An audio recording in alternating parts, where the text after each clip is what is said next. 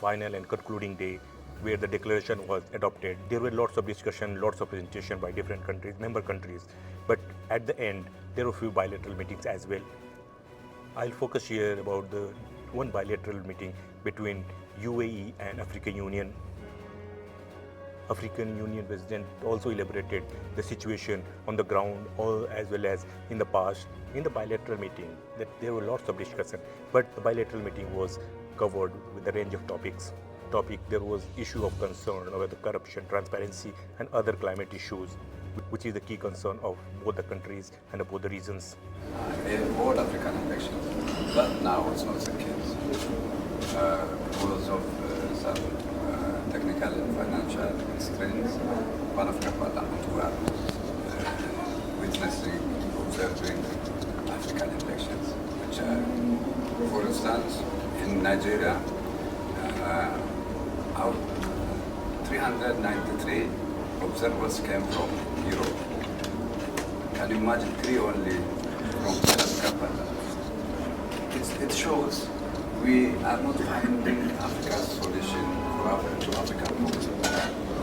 As you said, one of the topics should be there is the investment. I'm sure you know very much that investment need legislations, and it is agreed on that investors, at the end of the day, they need to have some profit, legal profit. You have tried the European for quite some long time.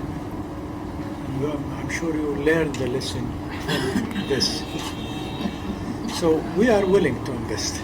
As a UAE, we are willing to invest, but sometimes let us sit down and talk about what is the legislation in ground to secure this investment. This is the most important thing, I think. And you know, investors are welcome worldwide. And usually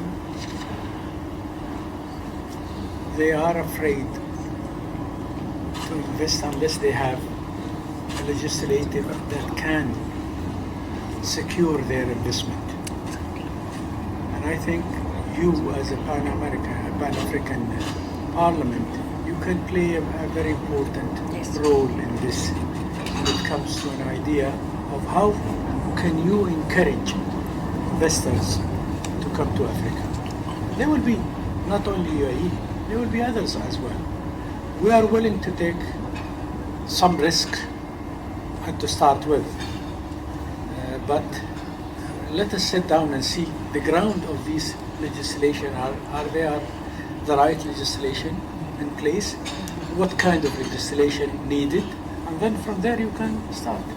We will try our best also to support you as a parliament, Pan-American Parliament, as much as we can. I'm going to send you an invitation to come to the UAE, and we can have some time together, talk together about several things, and we will also make a program for you so you can meet investors, Chamber of Commerce, and so on and so on. You will listen to them also, what's their concerns. So this is, I think, let us use this chance now, choose this opportunity to get to know each other, and we welcome you to the UAE, and then we can talk in deep. During the discussion, all the ministers were also present here to describe that how their country is struggling with current situation. It may be the climate crisis, it may be the climate change, global warming, corruption issue. Every country is grappling with some of the issues that which is being seen here. This is as an opportunity for our parliament to strengthen our relations between ourselves and you, and to also say that we believe very much that exchange programs between the Pan-African Parliament and the people of Africa in general would be mutually beneficial. As the President said, most of times women we suffer a lot and little children. So when we meet at Women Caucus, we share ideas and we make policies which are going to enlist women, especially in gender equality, and capacitate ourselves how to take care of women in Africa. So through your excellencies, we would like to exchange programs with your parliament, especially female members of parliament, so that we can learn more how women in your parliament are doing to safeguard the rights of women. In brief, thank you. Yeah.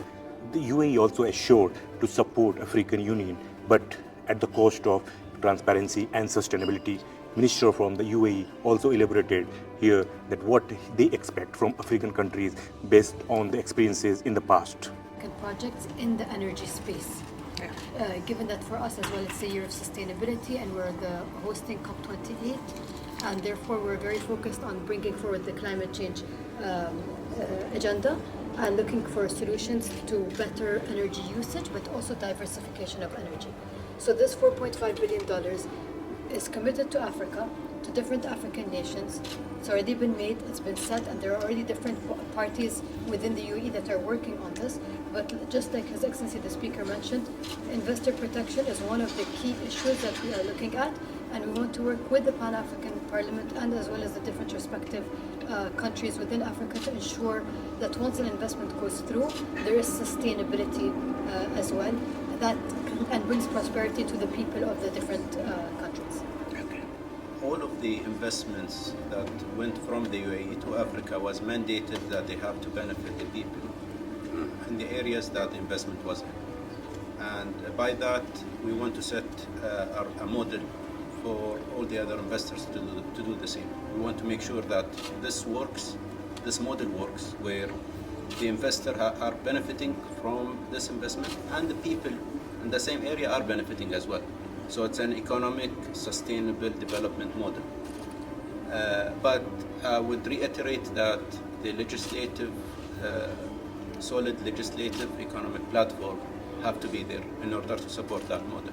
Clearly, the member of parliament from Malawi and other countries in Africa, they also emphasized on the issue, and they expressed their interest to seek the support from Middle East. In African countries, we have 55 countries. One single cost, as you know, is oil. So we see your country and the parliament, the Committee on Trade, we can make good synergies in terms of trade and see how you can help most countries. 60% of our budget goes to the fuel. And we know God or Allah blessed your country with reserves for oil. So I see the partnership can start at our parliament level. Moreover, at the end, UAE is very much convinced. They wanted to tell that yes, we are there for you, but not at the cost of transparency. Yes, at the end, UAE also expressed their concern about the issue that when they deal with the African countries, what are the priorities they are looking for.